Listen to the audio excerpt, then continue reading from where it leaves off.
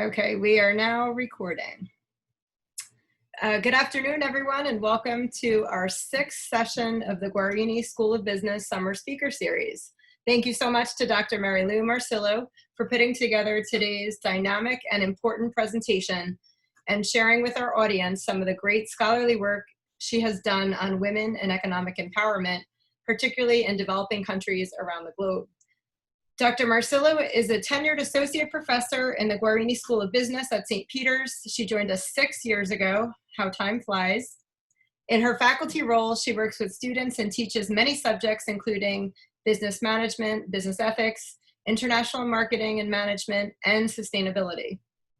Dr. Marcillo serves as the chair of the Advisory Council for the Center for Undocumented Students and serves on the University Committee for Inclusion, Diversity, Equity, and Access. She's also involved in the SURGE STEM committee, helping to encourage more minority students to pursue STEM majors at St. Peter's. In addition to all of this, Dr. Marcillo was appointed by the Executive Board of the United Nations Association of El Salvador as a special envoy for education and social entrepreneurship. She will serve in this role for 5 years and has begun to work with educational organizations and schools in Latin America to help encourage critical thinking skill development of students in order to encourage entrepreneurial opportunities for young people and particularly women.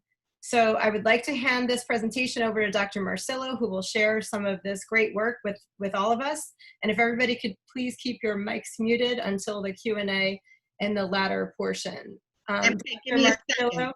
Hold on just a minute. Yep, you should be able to share screen now.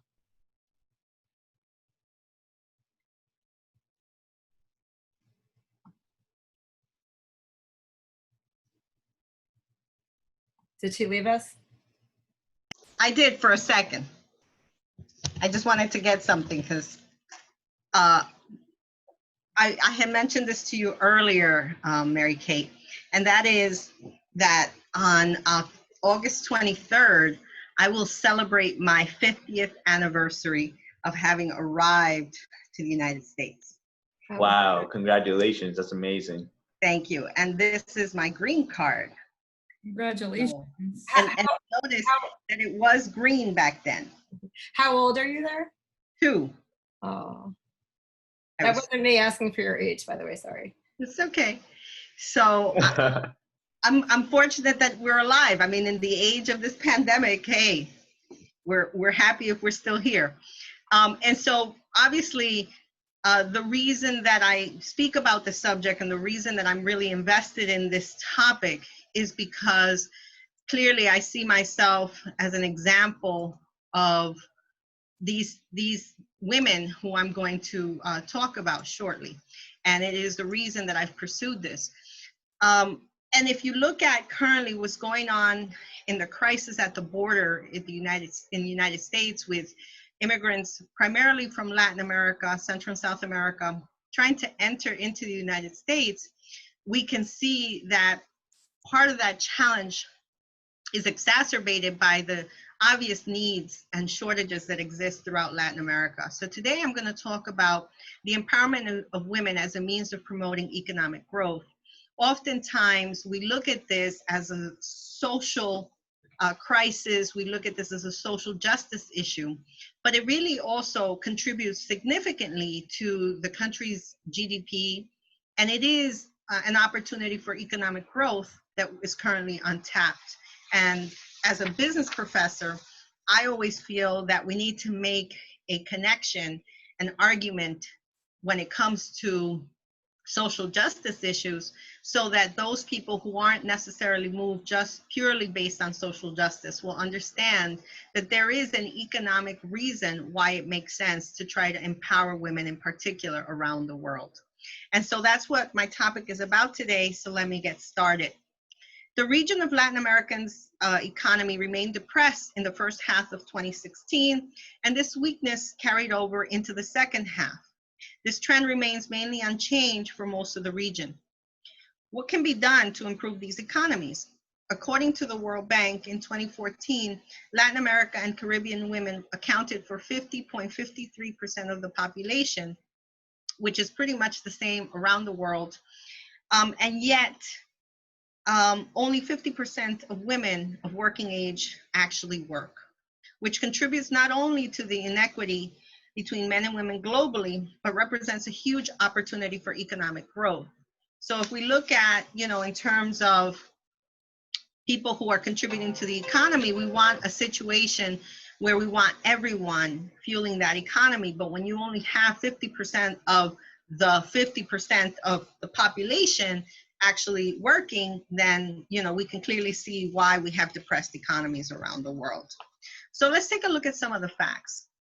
Women in Latin America represent, as I said, 50.53% of the population. On average, they live to the age of 77.9 years, which is 6.4 years longer than men. And yet only 50% of these working age women actually work. The others do not. And there's various reasons why they do not. And I'm going to explore that in here in this presentation. So in 2012, approximately 781 million adults over the age of 15 were illiterate. Almost all, 99% of whom were in the developing regions around the world. Almost 2/3 of the world's illiterate adults, or 496 million people, were women, a proportion that has remained steady since the 1990s. Some 74 million Latin Americans, about 12.4% of the region's population, live on less than $2 a day.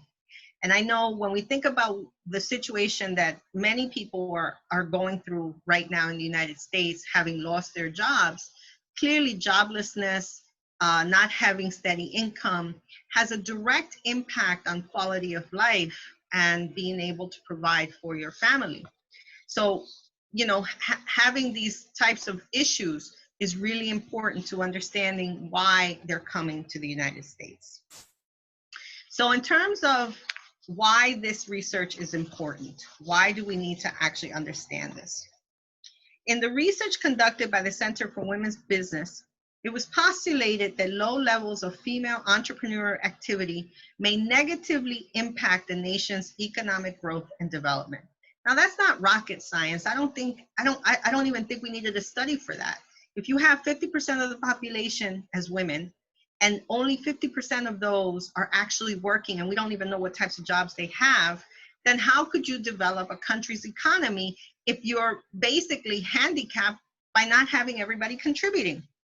So, for example, in countries such as the United States, there is evidence that 10.1 million female-owned companies employ 13 million people and generate for the United States $1.9 trillion in sales, which obviously plays a major role in our economy here.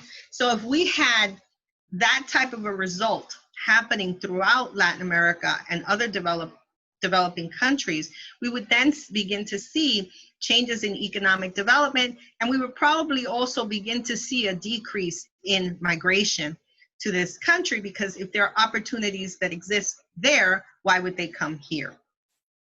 So what is it that we need to understand in terms of obstacles related to gender? Because we can't have this conversation without clearly understanding how gender influences this disparity and inequity. In many developing economies, women do not have equal access to economic resources, and even today, many women are economically dependent on their husbands with very little income of their own. Further, in developing countries, statutory and customary laws continue to restrict women's access to land and other assets, even if it's inherited, and women's control over household economic resources is limited. In nearly a third of developing countries, laws do not guarantee the same inheritance rights for men and women. If these women are single-parent households, they face a cycle of poverty that is often repeated in future generations of the same family. Therefore, concrete strategies have to be devised to help women get ownership and control over productive assets individually and collectively. Another obstacle related to gender is a societal expectation about women's role related to the importance of family, which is specifically prominent throughout Latin America and many times discourages advancing a professional career. Even when organizations create mentoring programs to help Latin American businesswomen fit into the workplace, they participate in lesser numbers than men in the same organization because neither salary nor title are motivators for these women, and because for women to be mentored by men can be misconstrued by their societies. I'm going to just give you a quick example of something that I experienced as a young woman when I was 18. I come from a rural region of Latin America, and when I was 18, I had a scholarship to go away to college. And my uncle got into a very big argument with my mother because he believed that she had done the wrong thing by allowing me to be educated. And he was angry because he felt that at that point, I had shamed the family by not being married and having had children. So at 18, the expectation was that I should be married, that I should have a family, and there was no need for an education. And this was in my own family. So clearly, you know, these societal expectations play a very significant role in terms of allowing women to be able to have access or even care about an education. So this, of course, coupled with how power and leadership are attained and perceived in Latin America, creates a subtle but restrictive environment in which women often feel that even when they work harder than men, their work will not be recognized equally. I mean, we see that here in the United States, where we do not yet have equal pay across the board for women. For example, according to the Globe Project, as cited by Mansfield in 2005, there are two pertinent differences between the Latin American setting and the US European setting. One is that merit has considerably more weight relative to ascribed authority in the Anglo-Saxon culture compared with many countries. When they measured the performance orientation of 60 different national cultures, it placed the US in the top quartile and Latin American countries, with the exception of Costa Rica, in the bottom half, leading to the conclusion that often professional Latin American women do not see the link between performance, advancement, and the importance of professional networking. This challenge of getting professional Latin American businesswomen to fit points to corporate cultures that subtly discriminate against women and reward men who are socialized early on to be performance driven. But it's not just in Latin American countries. We see that here in the United States as well. So what is the role of education? Because this is the reason why I'm involved with the United Nations Office of El Salvador. And this is my link between the university and that partnership, is because I fully do believe that education is part of the solution, not the only solution, but part. So what is the role of education? In 2012, 2/3 of the world's illiterate, 496 million people, were women, according to the United Nations. The reasons for this illiteracy rate vary, but are often associated with poverty, ethnicity, social exclusion, living in a rural or shanty town, geographical remoteness, disasters, armed conflict, lack of basic facilities, and poor quality education. This, in conjunction with gender issues, creates greater disadvantages for women because gender stereotypes and gender differences in the balance between work and family responsibilities are also a significant factor. When only an average 18% of adult women and men in the world have attained tertiary education, it is clear that more needs to be done to involve both men and women in the tertiary achievement education or college education. And when women complete a tertiary education, they are less likely than men to graduate in the fields of science, engineering, manufacturing, construction, agriculture, and services, which often represent better paid jobs, a better quality of life, and prepare them for future roles in society. So we can see how this type of cycle influences their future potential, their earning potential. So let's talk about quality of education, because even in the United States, we have issues with quality of education. So further exacerbating the issue of education and equity is the educational gap which persists throughout Latin America. According to the World Fund Organization, the majority of Latin American children are not receiving a high quality and relevant education.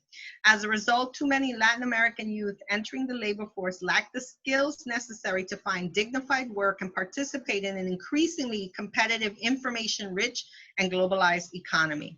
The levels of inequity in Latin America are the highest in the world, with at least 1 in 3 households and 2 in 5 people living below the poverty line.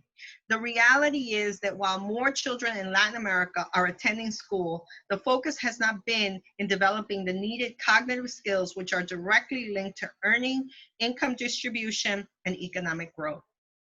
In empirical studies conducted to ascertain educational attainment and earnings, one of the greatest challenges is that education is disparate between countries. Assuming that across different countries, what is imparted and learned is the same is a falsity. Even within the same country, we see disparities between urban, suburban, and rural schooling. And even in developed countries like the United States, education by region is not the same across the board. Another notable phenomenon is likely influencing women empowerment and women entrepreneurship in Latin America is the pervasive immigration of citizens of those countries to other countries, in particular the United States, which deeply affects families, communities, long-term life planning, and other outcomes such as education, health, and economic decisions. As cited by NATIS in 2014, in nations such as El Salvador, where the percentage of the population that leaves the country's borders in search of economic opportunities is high, many women, even mothers, take the significant risk of migrating without papers in order to earn money and help support their families back home. For example, in El Salvador, migrant remittances make up nearly 17% of the country's GDP, and obviously has continued to increase as more of them come to this country. The opportunity cost of women who are heads of households, as well as young women immigrating, is the loss of human capital development, as well as the ramifications of loss of potential women leaders and influencers in the community. In their absence, children are often raised by grandmothers who perpetuate more antiquated social norms, such as those described in this presentation, which prevent women from making significant gains in a wider society. It also affects the career aspirations and norms for long-term life goals, with the goal of migrating to the US, displacing desires for greater educational attainment or investment into a business or economic initiative in their own country. Significant global investments that help to accelerate the contributions of women as entrepreneurs, job creators, providers, and community leaders are helping to evolve these social norms and have the power to transform the household and communities, which is particularly needed in rural areas of Latin American nations, as described in this presentation. Women's rights are human rights. According to the United Nations General Assembly, the Universal Declaration of Human Rights, signed December 1948, and UNESCO, education is a core human right and an essential tool for achieving sustainable development. It is an investment in human capital that confers benefits to both individuals and societies, allowing them to reach their fullest potential. Education is indispensable to closing the gap between men and women in respect to social and economic opportunities, and is the key to empowering women and allowing them to become agents of change in economic, social, and political spheres. It also improves women's chances of leading a healthy life and passing on those benefits to future generations. However, the caveat is that this education should help close the gap in the necessary cognitive and problem-solving skills which are sought after by employers today. So to conclude, finally, in trying to empower Latin American women, there is no one-size-fits-all solution except to tertiary quality education, which teaches the skills needed in today's environment and network of support systems which help to mitigate the social and cultural norms that impede their potential. The reality is that while many Latin American countries share a common language, there are strong cultural differences among these nations related to ethnic and racial diversity, differing experience with national political authority, and varied forms of agrarian organization. And this poses a challenge to an institutionalized solution. However, if we fail to continue to act in using this vastly untapped human capital, we will continue to see depressed economies because relying on only half of the population, men, to sustain an economy is risky at best, since in general, men have significantly higher risk of death than women at all ages in both developed and developing regions. It is the proverbial putting all your eggs in one basket, when in fact, there is a mostly untapped potential that lies in wait for opportunities and changes that have been slow to come and inconsistently put into practice. So as I said in the beginning, I wanted to explain why this topic was important to me. So what you see here is really the rural region that I come from. The house on the right is my uncle's house, and this house still exists. I was actually born in a house a third of the size of that. Literally, it was a 1-bedroom home. That was it. I was born in this region of Ecuador that up to about 10 years ago did not even exist on maps. Didn't have electrification until about 15 years ago, and only got the internet now as a result of COVID, because all the kids have to attend classes online. And so I recognize, as I showed you in the beginning of my presentation, that had my parents not immigrated to the United States in 1970, there is no way possible that I would have attained the education that I have received in this country. And clearly, having received this education changed not only my life, but the life of my parents and the life of my children. And so it is because of that that I understand fully that we have an untapped potential in many women around the world, and that clearly the potential is untapped because we're not even giving them the opportunity to have access to an education or an opportunity to be able to own their own businesses and be entrepreneurs. We know in this country that small businesses are the fuel to our economy. They're the ones that keep us going. And the same is true in other countries. So allowing women, permitting women, providing women opportunities to become entrepreneurs, educating them, giving them the types of microloans that are needed will only help to fuel these economies and get them out of these positions where they're no longer developing economies, but they are developed, and then decreases the need to come to this country looking for those opportunities.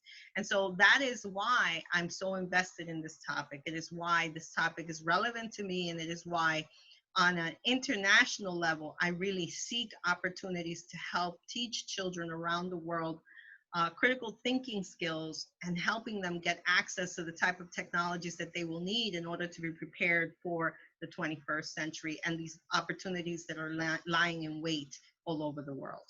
That's it. Thank you. I'm open to questions.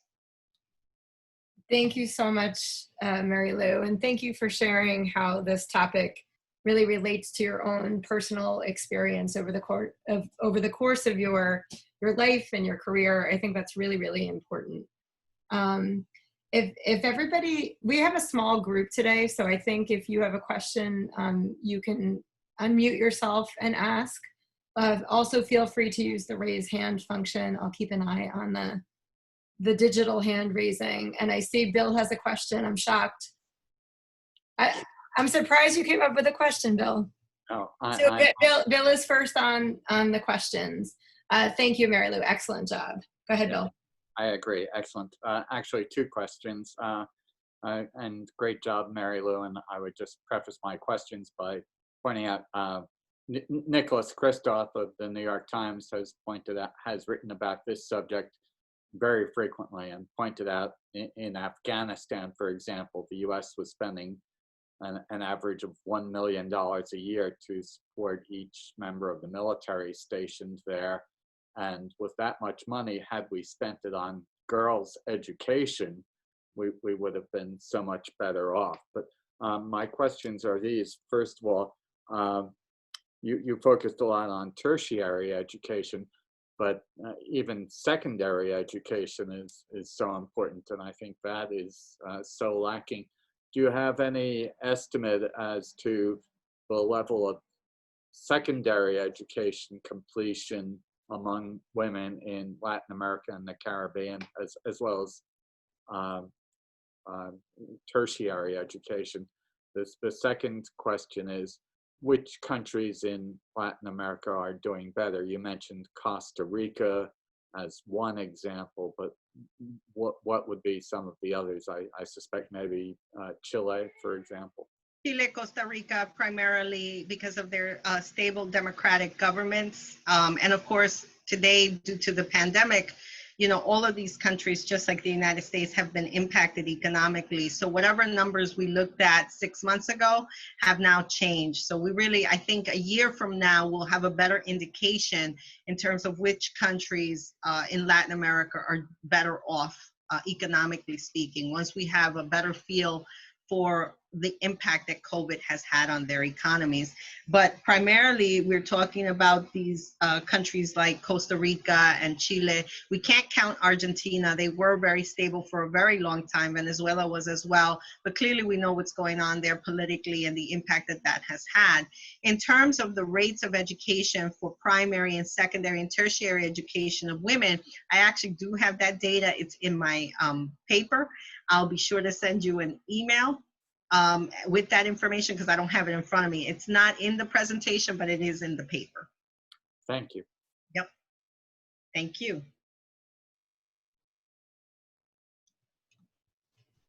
Marilu, I had a question about some of the cultural barriers. I think you talked about it a little bit. For example, your uncle insisting that there is no need for you to be educated. And when you think about a lot of little girls, and I had the opportunity to live in rural El Salvador for 2 years, it's almost like entrepreneurship isn't necessarily in the realm of someone's imagination. So it's deeper than just, you know, needing access to capital or other types of support. If it's never gone through your head ever in your life that you can and maybe should start your own business, how do we make a difference, I suppose, in instilling and infusing that mentality much, much earlier? Because I think it's a mindset shift that's needed, not only in Latin America, but really all over the world. It is a mind shift.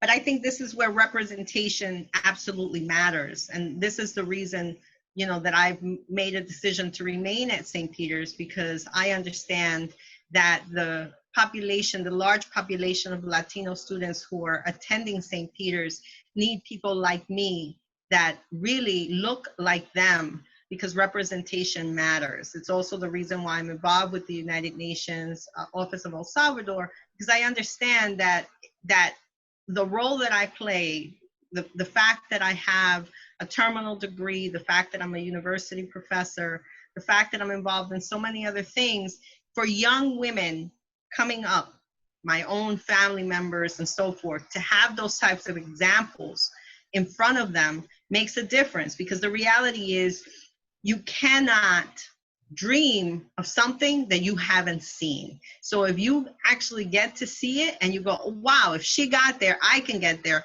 That's part of the shift. That's part of the way that we then begin to create change. And that's why it's important for other women to come up in the ranks and also work to serve as role models. And I mean that sincerely, because the reality is that representation absolutely matters. And we have plenty of research that speaks to that from an academic perspective, why representation in the classroom matters. I was very fortunate, having grown up in New York City in the 1970s, that the teachers that I had were primarily Latin American, Caribbean women.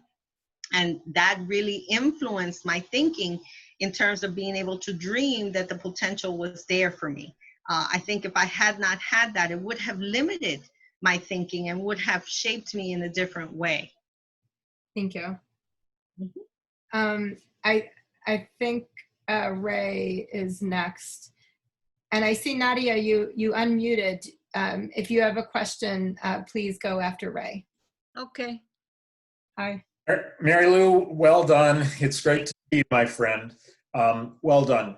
I wanted to follow up on a point that Bill made, and then a question. I always enjoy reading Nicholas Kristof as well in the Times. Another great Times columnist that I always enjoy reading is Thomas Friedman.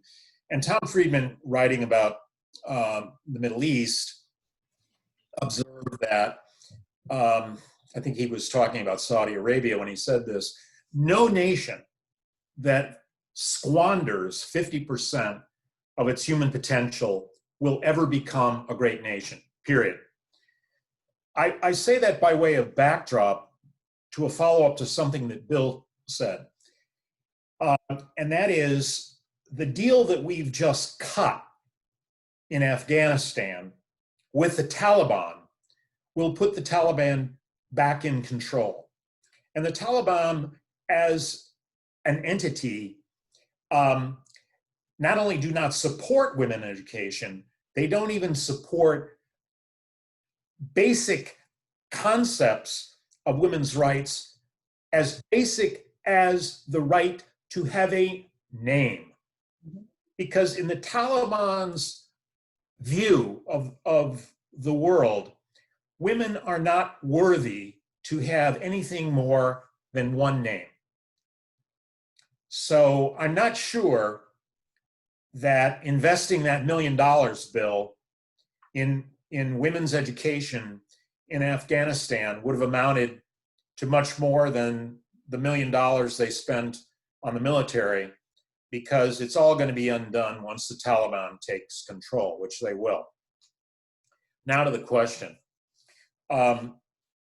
You know, as you pointed out in response to Mary Kate's question, the circumstance that you just painted is one that involves history, it involves culture, it involves economics, it involves the very essence of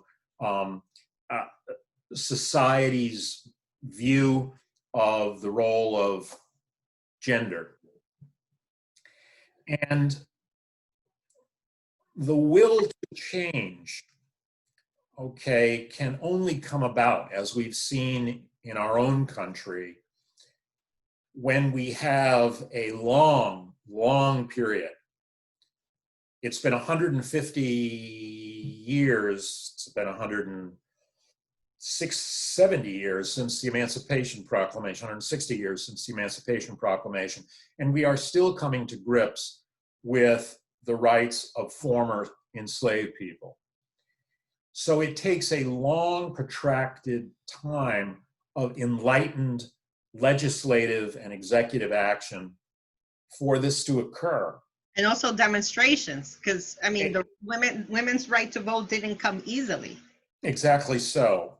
So given that is the case, where do you see the emphasis being placed? Where in Latin America? You mentioned Chile. You know, Argentina has gone through some periods where I would have included Argentina in that mix as well. But where are the brightest lights shining in Latin America, and why? And how can that be replicated across the region, across the continent? Interestingly enough, I had the opportunity to visit El Salvador. Now, there is a current new administration, and in some ways, this new president, Bukele, has taken things a step back. But under the former administration, I would say that they had a model program in El Salvador called Ciudad Mujer. And Ciudad Mujer was able to not only take women from all over El Salvador, provide them a free education, teach them about their rights, teach them a skill, help them with loans, and then help them with a business plan, provide them medical care, which was all state funded. It was a private-public partnership, and has been able to change the lives of hundreds of thousands of Salvadorian women. And they have been truly, in my eyes, a model example to follow. Now, that program has been replicated in Honduras. It has been replicated in the Dominican Republic. We tried to get it in the United States. I've been working hard to try to get it in Ecuador because it's a program run by women. It was created by the former First Lady of El Salvador. And what it does is it takes all the different types of social services that are provided by government, Social Security, Medicare, all of those types of programs, puts them under one umbrella group, and then brings in private partnerships to help fund all the different types of resources that are needed to empower women and to get them to the point not only that they can learn a skill, but they can learn a skill that then allows them to become independent and self-sufficient and no longer dependent on, let's say, a spouse, or no longer dependent on the social services, welfare system for their for providing their income. In addition to the fact that we know, and here's the thing, and this is why it's important to invest in women, is that it actually, when we talk about return on investment, women's education has a large and significant return on investment when we talk about what it does to future generations. And so when women are educated, right, they will educate their children, and then you change the lives of those children. So in my case, as an example, my parents had second and third grade education. I was the only person in my family to go to college for a long time. And clearly my children have the expectation that they will not only go to college, but there's an expectation that they will also go on to graduate school.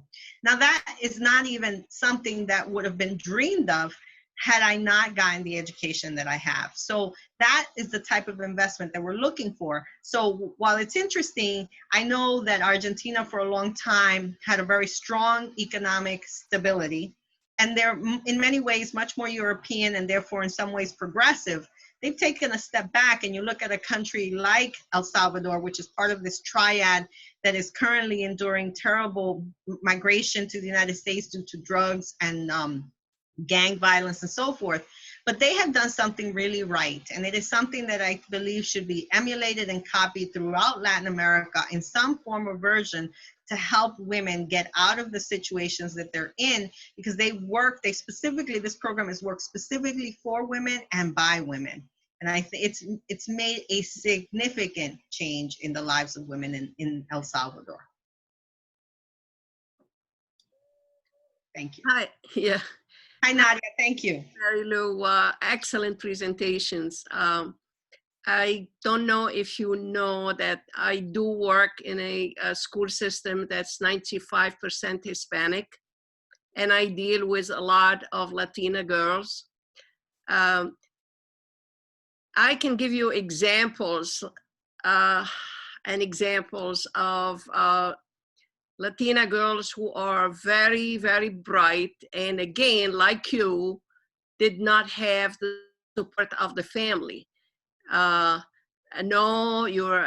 example, I can mention one of my former students, and I can mention many, but this one in particular, Omaida Velasquez, who came from at the Marilu boat, and she wanted to be a doctor, and her parents know, because it takes a long time, you're gonna get married, you're gonna have a family. And I took her under my wings because of her potential. And to make a long story short, she went to medical school, graduated #1 from New Jersey Medical School. She is now the first woman to head a surgery department in the United States. Wow, that's fantastic. She has over 600 publications. Wow. I'm looking forward for one day that she can receive the Nobel Prize.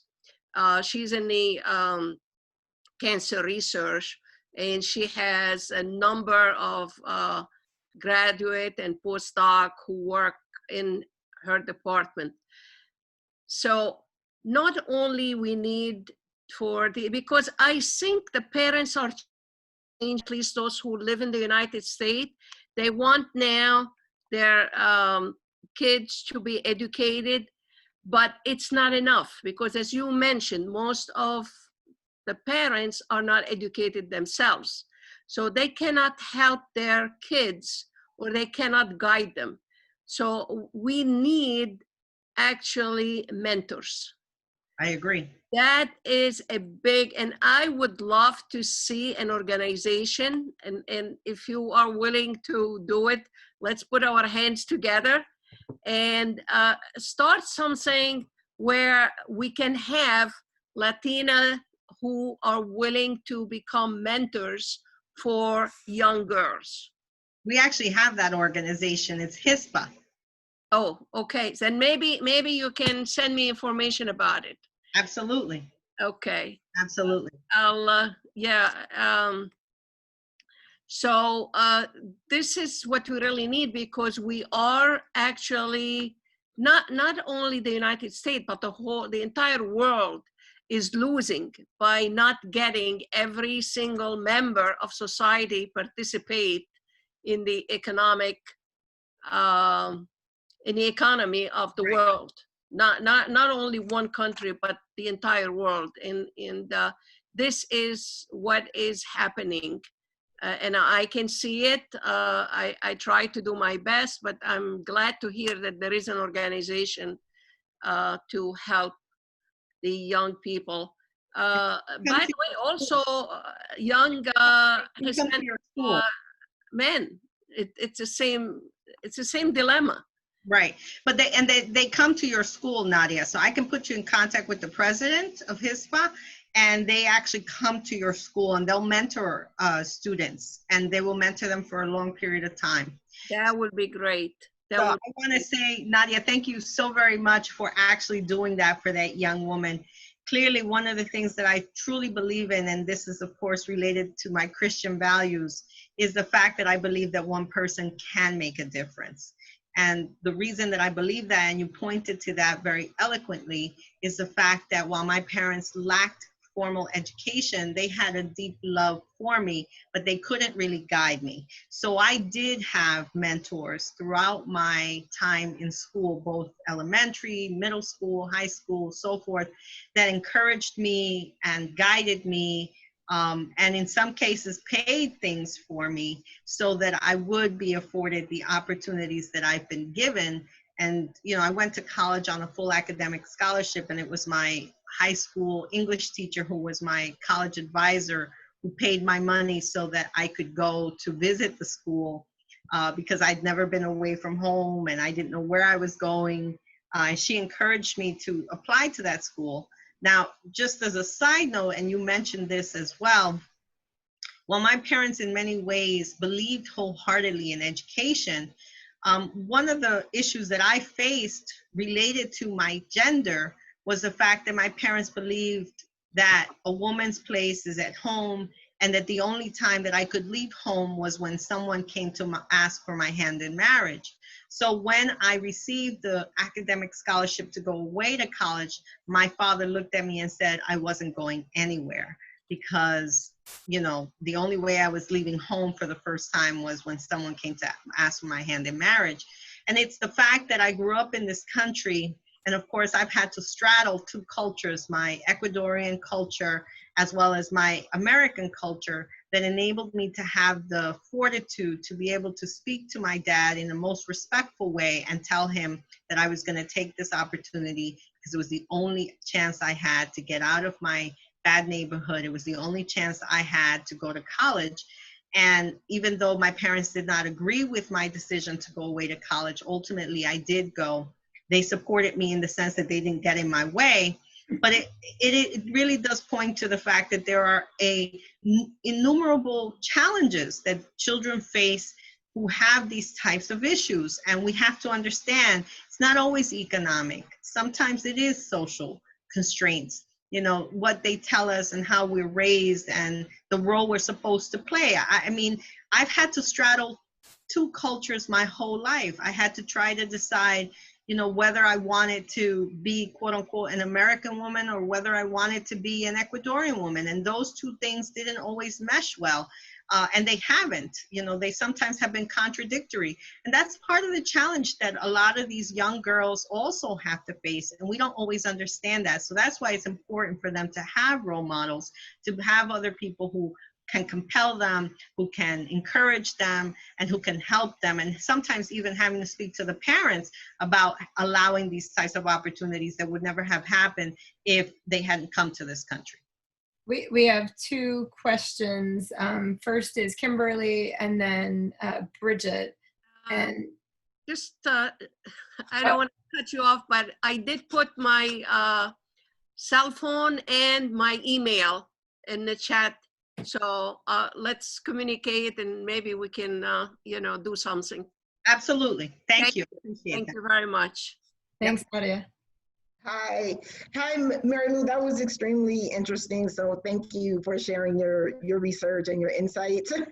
And I have a quick question. You mentioned the importance of microloans at the entrepreneurship level to help these women become more self-sufficient, even like in their countries, as well as perhaps when they first come to America to pursue other opportunities. And I am interested to know if there are any programs where established and accomplished women entrepreneurs are kind of pooling money to give these microloans to women, as opposed to it only being through lending companies, which I've read can present a lot of problems. They're microloans that can be very aggressive in the payback plans, and things like that. And for instance, I was reading about, I think it was in Jordan, where debt is criminalized. And so women entrepreneurs get microloans to start their businesses, but something happens, a kid gets sick or they get sick or something happens and they can't pay back the loan on the original terms. And then they have an additional problem of, facing jail time and this and the other. So I just wonder if there are any programs that you're aware of, or even if that discussion has started, where there can be more compassionate micro lending for these global entrepreneurs. And particularly because I think successful women entrepreneurs would be very interested in something like that. So I think I'm talking particularly from the entrepreneur and business leader community. That's really interesting. I think that's very noble that you would want to engage in that way.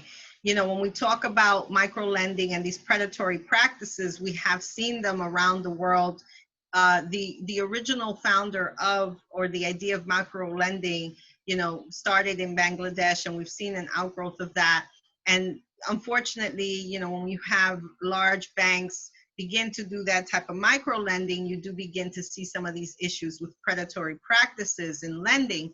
So the fact that you would want to contribute in that way, there are organizations that do that. Off the top of my head, I was just thinking about the fact that we have Carlos. What's the name? Not the chamber. What's the organization that you're involved with? And now it's evading my brain right now. I'm not sure which one you mean. It's at St. Peter's, and you run that program. The Ignite Institute? Oh, the Ignite Institute. Ignite Institute.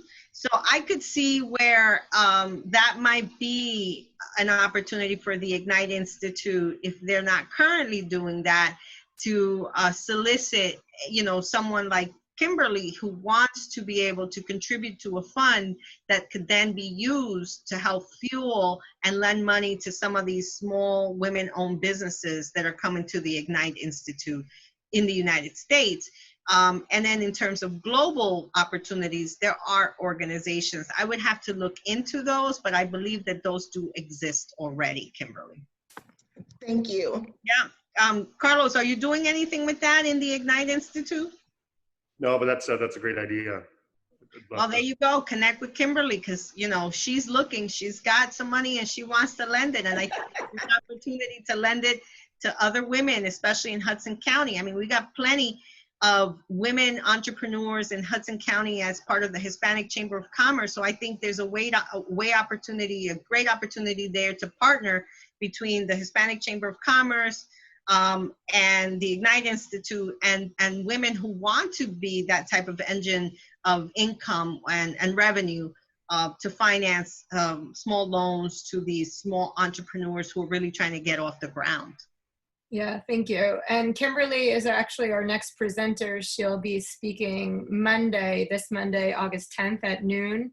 And the title of her presentation is A Pandemic, Then Protests, authentic messaging in unprecedented times. So thank you, Kimberly, and everybody here, please tune in on Monday as well. Bridget, you're next, I think. Okay, there you are. Yep. Marilu, this was excellent. Thank you so much. So I had a quick question around, I appreciate you mentioning the impact of your teachers on you in New York City. And I had a question about like the role of public goods locally and what you think, you know, in terms of communities and particularly immigrant communities. I think it's fair to say relying on public goods just for supports, especially when they're first getting their roots here.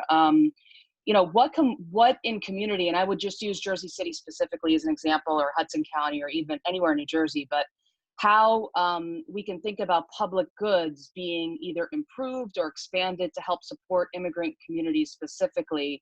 And I'll just use one example that I'm thinking of, just like concretely, like in the schools in Jersey City, we are short funding, and some of the funding some of the services that don't get funded are, for instance, language services to help support communication between the school and families where the families don't speak English as a primary language or as a native language. And so absent those services, the families are at like a structural disadvantage. So that's one example that I think of in terms of public schools and the ability to kind of support. But I'm wondering what other public goods you can think of, like whether it's health or just anything. I'm just curious your thoughts on that on a kind of micro local level here in New Jersey. Thank you. I think health is probably the other area that we need to spend more time on, because clearly, I mean, if we look at life expectancy and the issues that we have around life expectancy and these communities who are coming here often do not have any type of health care, that is an investment that we can make that oftentimes will reduce our costs as a society to emergency care. Because obviously, in the absence of having health insurance, they wait until the very last minute. It says my connection's unstable, so hopefully you can still hear me. They wait until the very last minute to get access to care, and at that point, you know, they're going to an emergency room, and that's creating issues in the long term, right? The other part is, and something that we know about the Latino community in particular and immigrants in this country, is that because of how we are raised, right? Family is very important to us. Community is very important to us. So oftentimes when we arrive here, we tend to cluster together. And in the absence of government assistance, you have a number of these types of communities, whether it's through a church or just through a social group, come together to provide the type of assistance that isn't being provided by government. And so they provide food, they provide shelter, all types of resources that they need in order to be able to remain in this country. So it's one of those things where I think it's important to understand that there is a dynamic that goes on. And currently under this administration, we have seen a rollback on a number of these types of programs, just in general for everyone, not just for the immigrants in particular. So we do have to face challenges, but I think it's also important to understand the role that community plays. And I know how deeply involved you are in the Jersey City community, and the work that you do is absolutely invaluable to helping immigrants and undocumented in the United States in Jersey City. So I really want to thank you from the bottom of my heart for the work that you do on that end, Bridget. Sorry, and I'm trying to paste into the chat the next 3 presentations, but my paste function is not working. But so on Monday we have Kimberly. Bridget is doing a presentation related to the question she just asked, called New Jersey Public School Funding and Property Taxes, an Ignatian Perspective. That's going to be on Monday, August 17th. And then Philip, I think you're still here, will be presenting next Thursday along with St. Peter's friend Siva Shan about leveraging emerging technologies in the post-pandemic workplace, improving workflow with project management tools. I had to get a colon into every single presentation in the summer series, and that started with Ray Butkus, so thanks for the idea. Marilu, thank you again for the awesome presentation and for also sharing a lot of your own experiences with our group. I think there's a lot that we can take away to make us more effective educators in our classrooms and try to understand some of the cultural issues that some of our students are facing in their homes. And with the pandemic, with students not being able to come to school and have sort of that different identity, I think that those cultural issues may be compounded. So something for us all to think about. Thank you everybody for joining us today. Mary Kate. Yeah, I would just like to add one thing that perhaps was felt by many but left unsaid. Mentorship is great, and we've talked about the power of that. But I think the other thing that we all have to acknowledge is the role of individual courage, because it was that courage, as demonstrated by the young Marilu, that caused her to be able to stand up to family and to uncles and to fathers who would not have had her do the right thing.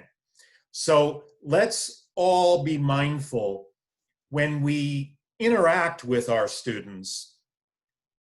We have to emphasize personal responsibility, the role of personal fortitude and personal courage, because in the final analysis, all of the things that we've just heard and that wonderful story that Marilu just described, much of that is due to her. And that doesn't diminish the role of good mentors in her life, but much of it was due to her courageousness in battling all of those cultural impediments that have stood in so many people's way, including hers. Well done, Marilu. Thank you, Ray. I appreciate that. Thank you so much. You're always so kind. So kind with your words. Thank you. Thank you, everybody.